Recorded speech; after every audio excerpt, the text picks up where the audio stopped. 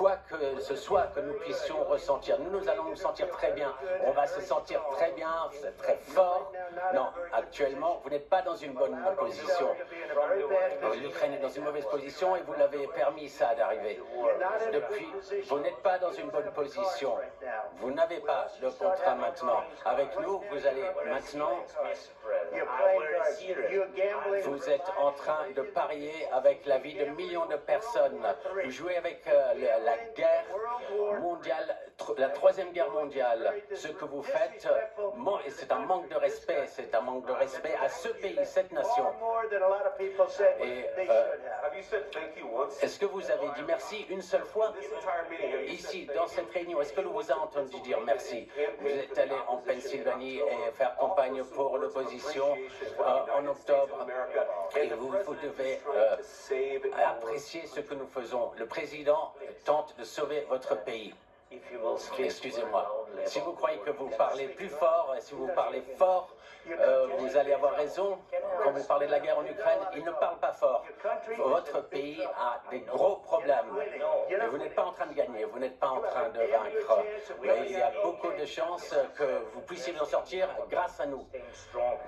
Monsieur le Président, depuis le début, nous avons été seuls.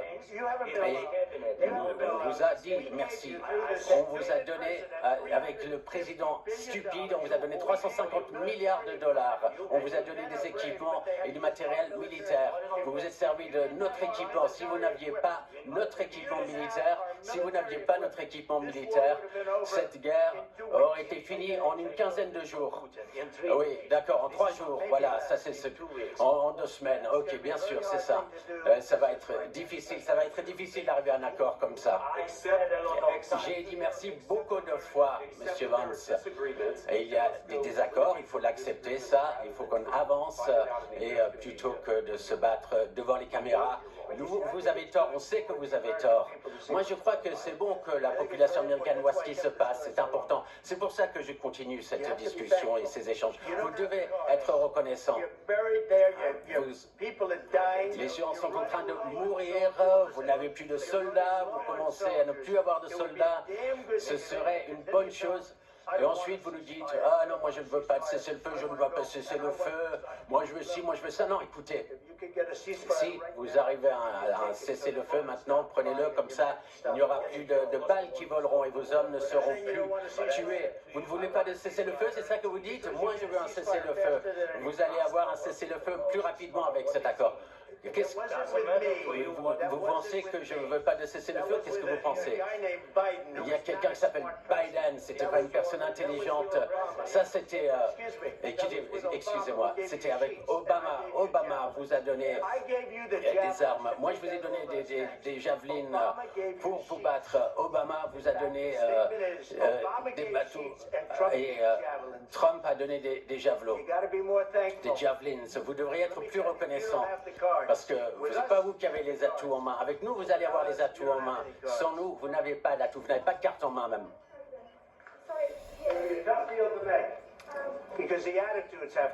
Les attitudes doivent changer ici.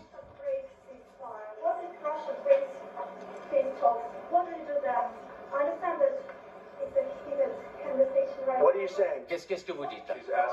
Elle pose la question, qu'est-ce qui se passe si la Russie met en place ça? Si une bombe vous tombe sur la tête maintenant? Moi je ne sais pas, ils n'ont pas respecté le cessez-le-feu avec Biden, ils ne respectaient pas Biden, ils ne respectaient pas Obama. Moi ils me respectent, laissez-moi vous dire. Poutine a fait beaucoup avec moi. Il y avait une fausse chasse aux sorcières. Voilà, vous connaissiez ça, il y avait Biden a lancé une fausse chasse aux sorcières, Hillary Clinton aussi, c'était une arnaque démocratique. Et il a traversé cela, Poutine. On l'a accusé de plein de choses, il avait une chasse aux sorcières, mais il n'avait rien à faire là-dedans.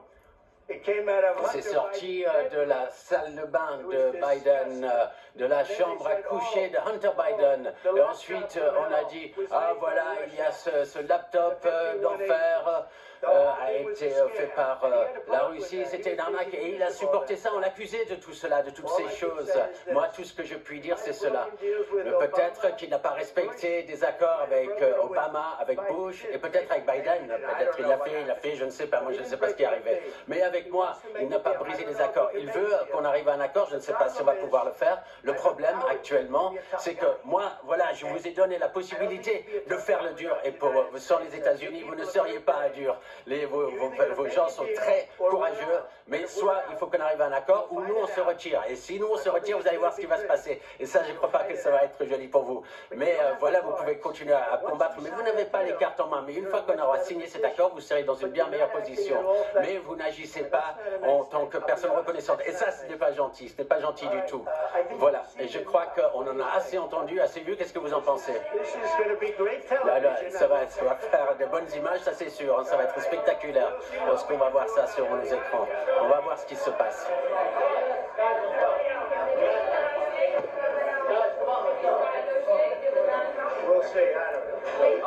On va voir ce qui se passe.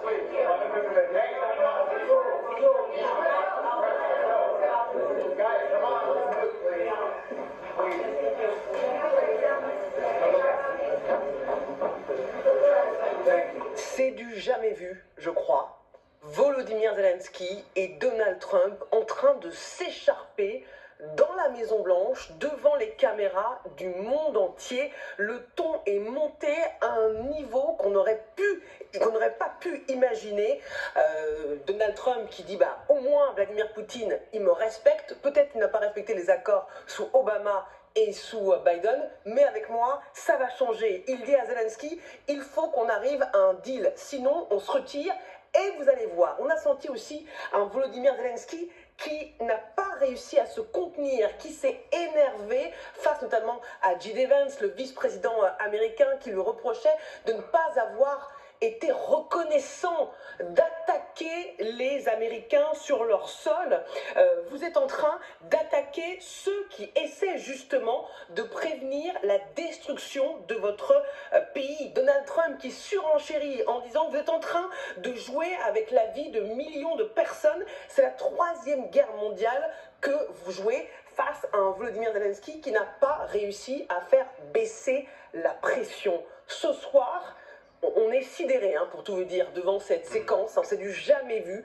On voit mal comment il puisse avoir une conférence de presse commune entre les deux, vu ce qu'ils se sont échangés depuis quelques minutes. Oui, complètement. On en parlait là, hors plateau. Le problème, c'est que, à trop dire que M. Trump ne connaît que le rapport de force, Zelensky s'est placé dans cette perspective-là. Voilà. Sauf que les rapports de force ne sont pas exactement les mêmes. Et que l'un est dépendant de l'autre. Et donc, je pense que là, on a vu que de toute façon, il y avait un mur d'un côté et que Zelensky se heurtait au mur et n'arrivait ni à l'escalader, ni à le contourner, ni à rien du tout. Et je pense que, pour revenir aux négociations, ce dont on a parlé, du déroulement de cette semaine, les Occidentaux, je place les Américains,